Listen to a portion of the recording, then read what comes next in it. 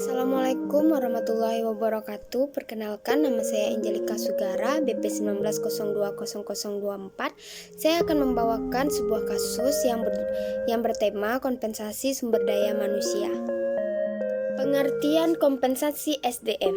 Kompensasi SDM adalah semua pendapatan yang berbentuk uang, barang langsung atau tidak langsung yang diterima karyawan sebagai imbalan atas jasa yang diberikan kepada perusahaan. Tujuan dari perusahaan memberikan kompensasi kepada karyawannya adalah: yang pertama yaitu memperoleh karyawan yang bermutu dan sesuai dengan kebutuhan perusahaan. Yang kedua, mempertahankan karyawan yang sudah ada sekarang. Yang ketiga, menghargai prestasi kerja, produktivitas, dan loyalitas karyawan. Yang keempat, menjamin keadilan. Yang kelima, mengendalikan biaya-biaya, terutama pada biaya-biaya rekrutmen dan pelatihan yang dikeluarkan saat adanya pergantian karyawan. Yang keenam, memenuhi peraturan-peraturan pemerintah. Ada beberapa faktor yang mempengaruhi besarnya kompensasi. Yang pertama yaitu tingkat biaya hidup, tingkat kompensasi yang berlaku di perusahaan lain, tingkat kemampuan perusahaan, jenis pekerjaan, dan besar kecilnya tanggung jawab, peraturan perundang-undangan yang berlaku, dan peranan serikat buruh. Perusahaan manapun pasti pernah mengalami konflik internal, mulai dari tingkat individu, kelompok, sampai unit. Mulai dari derajat dan lingkup konflik yang kecil sampai yang besar. Yang relatif kecil seperti masalah adu mulut tentang pribadi antar karyawan, sampai yang relatif besar seperti beda pandangan tentang strategi bisnis di kalangan manajemen. Contoh lainnya dari konflik yang relatif besar yakni antara karyawan dan manajemen. Secara kasat mata kita bisa ikuti berita sehari-hari di berbagai media. Di situ tampak konflik dalam bentuk demonstrasi dan pemogokan.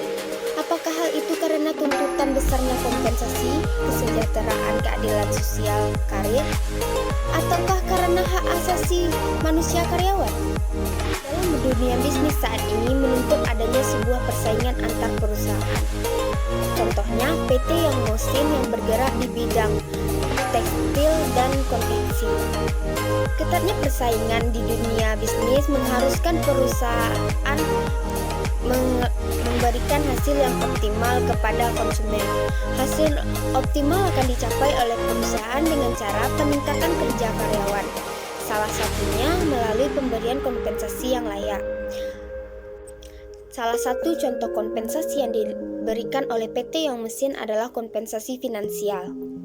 Karena kompensasi finansial dirasa lebih dibutuhkan dan lebih dapat dinikmati dan dirasakan secara langsung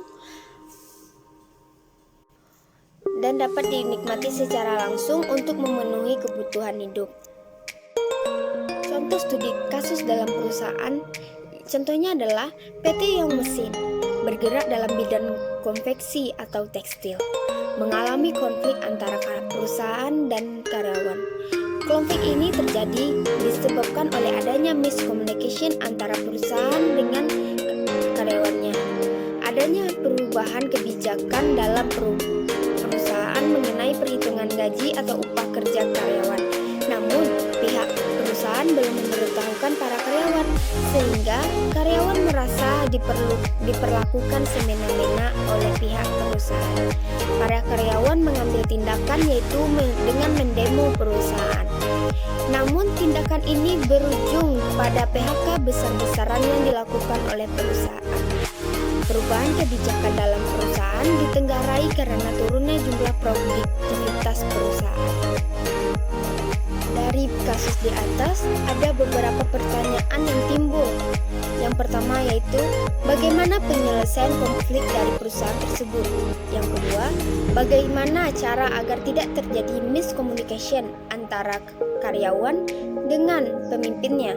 Yang ketiga adalah, kebijakan apa yang harus diambil oleh perusahaan dalam menjaga stabilitas perusahaan?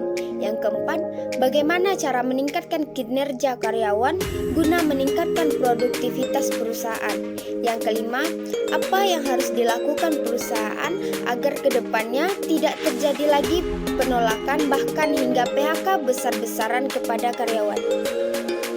Dari 5 pertanyaan tersebut, maka kita saya akan jawab satu persatu.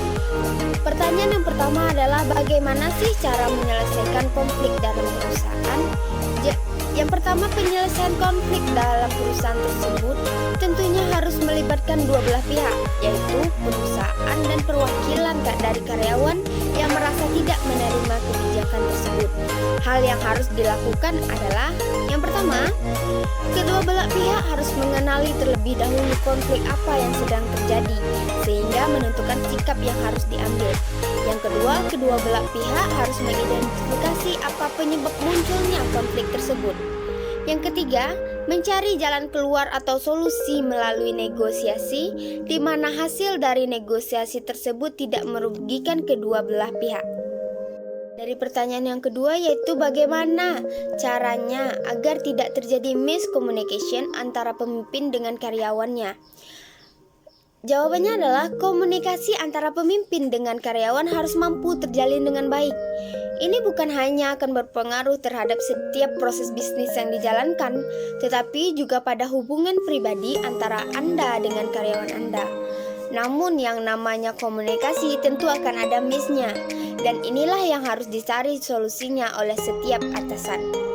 Dan berikut ini beberapa cara untuk mengurangi tingkat miscommunication antara atasan dengan karyawannya.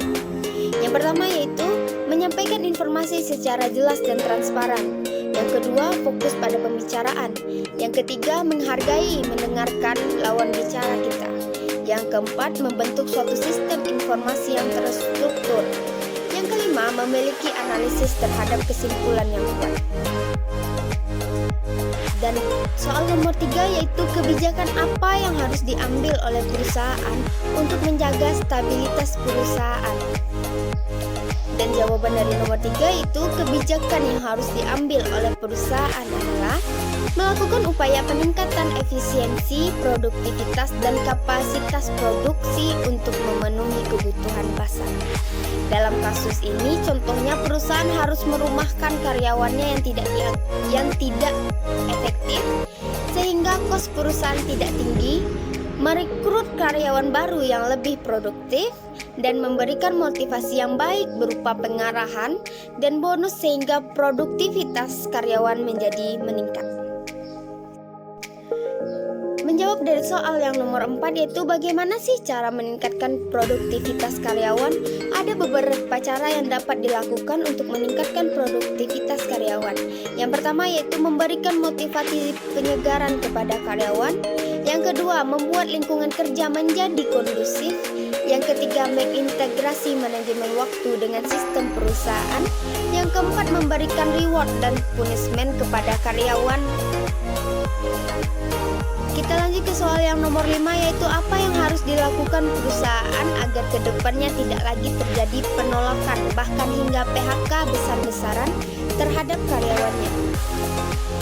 Untuk kedepannya perusahaan harus lebih transparan lagi terhadap kebijakan yang dibuat, apalagi itu terkait perhitungan gaji atau upah karyawan.